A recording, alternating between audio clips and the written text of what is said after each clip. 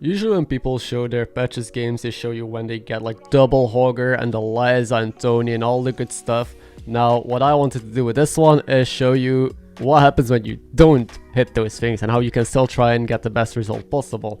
Now, if you don't know how I play patches, I've shown them before, but I always hero power on 1, then level, and I try to hit a pirate in my next shop. If I don't, like if I hit a pirate, I can buy it hero power, and I'm fine. If I don't, I usually just power level here and go to 3. And you try and press your button as much as possible to try and get those triples going.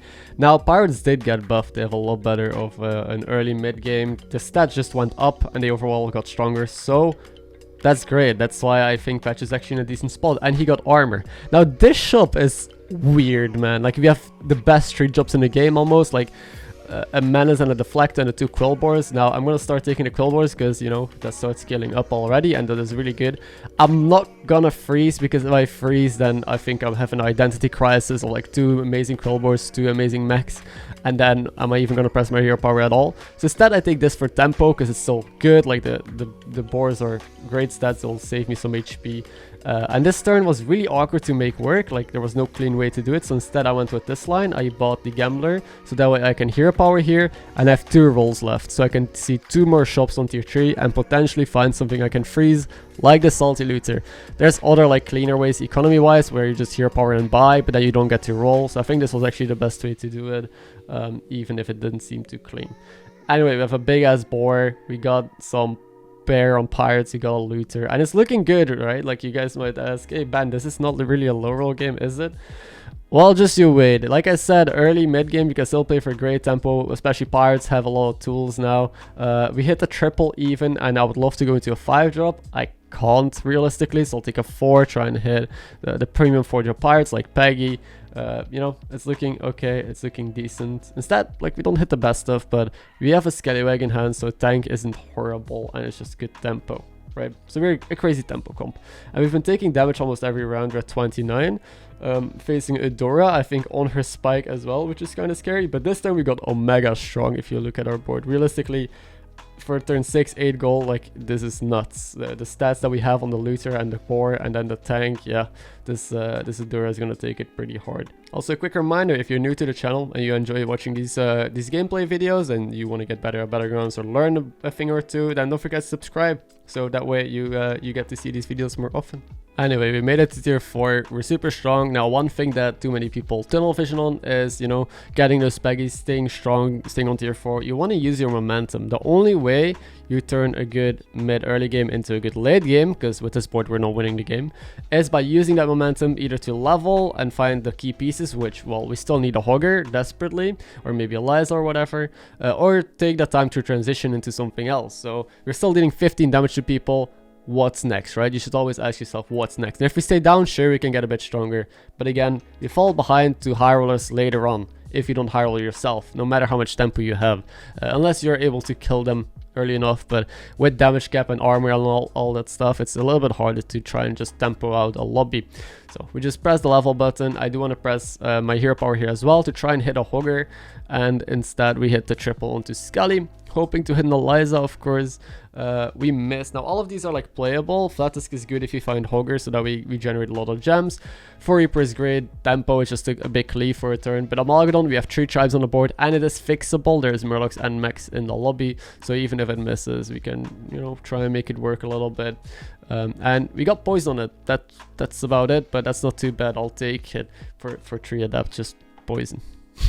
We still deal 15, we're still a monster, even while leveling straight to 5. Now we're up against a top person, and now it is time to do stuff. Because we have kind of been doing stuff, but all the stuff that we're doing is just getting stronger on the board and getting like some pieces together, getting some triples. But no direction yet. Now you might say no direction yet, you're pirates. Pirates only have clear direction if you have the Eliza or the Hoggar. Without that, you're just shitty tempo pirates that gets a 4th place or a 5th place. We have like a Peggy and a single looter. Those together are not enough to scale up your board, because if you compare it to any other scaling, like even compared to Lightfinger, to Brand, to Agam, to whatever, Mitrix, like the scaling on Peggy, looter, that's your only thing actually happening on your board. you'll never get anywhere. I also picked up this board, by the way, because I had to sell my gem guy last turn. I have no gem supply anymore, but I still, you know, want to put a gem a turn onto this board if possible. I just don't want to play a shitty 4-3 for it. So this guy is actually my biggest unit. That's a little bit problematic that my Kibler is the biggest on my board. I'll have to find a Necrolite, a tier 4 card, to try and get the gems off it onto a better unit. Maybe we find a Cleave Still or a Divine Shield card to put it on, or just a Pirate, I guess, if we stick with full Pirates. Still strong, we're on top of the lobby, first person died, damage cap is gone, and now we gotta be careful, because we could either start killing people or people could start killing us. We still have great tempo though. Maybe you could consider leveling here, but I really want to find Hoggar. With like Salty Luther Peggy on the board, rolling for Hoggar here and trying to get your hero power into a Hoggar seems better than trying to level and maybe hit an Eliza. Sadly, we're just not finding it. It's already like pretty late into the game. It's been quite a grindy game, to be honest, and we're still we're still not doing much. So, like I said at the start, this might seem like a great pirate game, but look at this opponent. Look at the demons that he has, and we lost our first fight. They have real scaling. They have actual ways to go late game. We don't yet.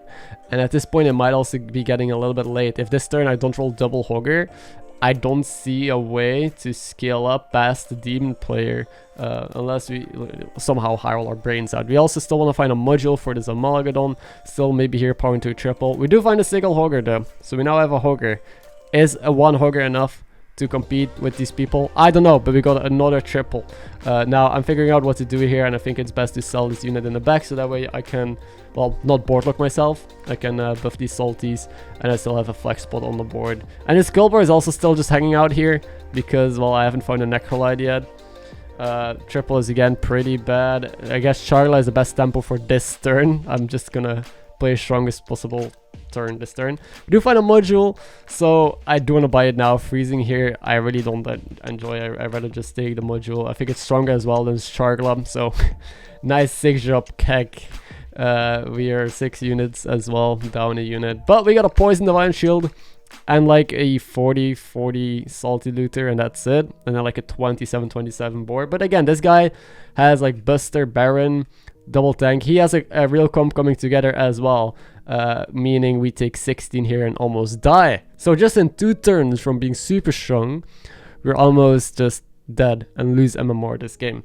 And that is the only issue I have with pirates. The pirates are good, like they have amazing early tempo. I really enjoy playing pirates, but if you're in tier 5 and you're not able to find a Hoggar in like 3 to 4 turns, which is pretty unlikely, let's be real, like hitting a single 5-drop after so many turns and a hero power and multiple triples should be pretty consistent. But if you have a game like this, then you know you're a little bit screwed. Like this turn again wasn't amazing. I'm not going to sell this brand, it's tempting, but I don't really get too many buffs out of it with this arm. I think it's like an extra +6/+6 or something, so it's no worth selling a big body over. Instead, I just have to pass it, or we can end on it, keep it in hand in case we find, you know, room. We triple this Peggy. But at this point, I'm talking and saying to chat that we don't really win this game with pirates. I think we win this game with scam. Like if I just keep on scaling, again, the demon player from not too long ago is gonna be a lot bigger than us. The guy that we just faced with Max, a lot bigger than us, most people. So we can't try and outscale them. What is the second option? Poison, right? So I have this brand now. There's also a lookout in the shop. It's only 2 gold to level. Surprisingly, I haven't felt the need to level yet because I was so tunnel visioning onto Hoggars and just getting strong, and there's nothing on 6 I want. But now I realize that I'm not going to get there with just pure scaling and just I need to scam. I'm going to level, try and hit Amalgadons, trying to hit maybe MarkMcKz, so there's no beast in the lobby. So I mean, if there's beast in the lobby, then leveling is more valuable as well for MarkMcKz, so that you could reborn them to try and scam. Now I'm selling my Hoggar. I'm giving up on the entire idea, keeping the pair on the Peggy still, and trying to hit an Amalgadon here, which we don't. There's no Amalgadon for me today. There is still a poison in the shop, or like a Murloc, which is good, so I can end on like 2 poisons here. I can play or end on 2 Murlocs, and if you get lucky, both of them get poison. Although without Reborn or Death Rattle, it's very unlikely that both of them get poison, probably just one of them. There's also a triple in the shop here, but this is bait. There's no way I can take it this turn. Freezing for this seems really bad, because it's literally just a 1-drop triple, so don't get baited by it, just roll instead. Ghoul could be valuable against the mech player, but at this point, like, oh, the mech player is dead. Okay, never mind. And yeah, this is it. I ended on 2 Murlocs, had to sell out of most of my scaling. He has a Reborn Selfless, and we just got to try and get there with this Poison Voucher, Lamagedon, and these 2 random poisons in the back. And I guess our Salty Looter is of valuable size as well. And the Whistlebear Brutes is okay. Like, it still was able to kill a unit here, right? So, I still haven't found Necrolite. Like, there's no Necrolite this game. The gems are stuck onto that shitty body. I'm able to tie this, which is great. And like I said, the demon player just got so much bigger, right? We can't compete. Another lookout, I'm still on the same quest. I'm top 3, which I'm more than happy with, because this game was kind of a shit show, kind of just try to make trash work, really.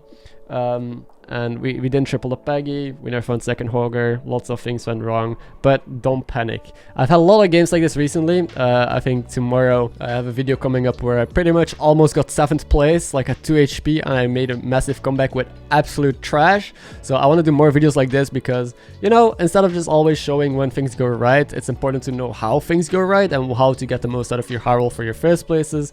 But always important to know as well how you do the opposite when you get offered nothing and save that precious MMR, because a good player is able to maximize their wins and minimize their losses. Obviously, it's just something that most people don't understand. They try to maximize their wins and maximize their losses. Like, if they low roll, they either tilt and try and still high roll, but that's not always the best solution, depending, I guess, on playstyle a little bit. But I'm just gonna play more poison here. I sell my pair on Peggy. I just can't keep it. It's just impossible.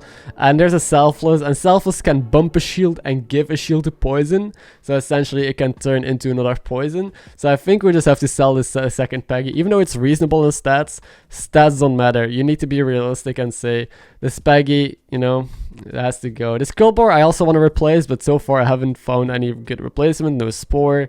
There's just nothing for me to do. And this guy is really massive as well with his demons. Has a golden Firebat, a golden massive Trickster. He has a second Firebat for whatever reason on the board, and a Divine Shield Amalgadon that now has almost 200 HP. Honestly, I thought I was 100% dead here, because this Void Lord as well and this Ring Matron just have great trades. They kill my Murloc before it gets poisoned. Now the only way that I could come back is if my poison connects to this Amalgadon, which happens. So there might be a way that we can still win this, and we do. We're able to win and kill the Reno. We killed this guy with his amazing board, even though we didn't get the best trades, just at 1 hit. Because we went poison. Simple. And luckily for us, the Lich King died to a ghost, to the mech player, and I think we were able to beat him. So you can see my reaction at the bottom. I did not expect this. This was a crazy low roll pirate game. Yet we were able to win using scam stuff. So have that trick up on your sleeve, if that's the right expression. Have a good day, and I'll see you in the next one.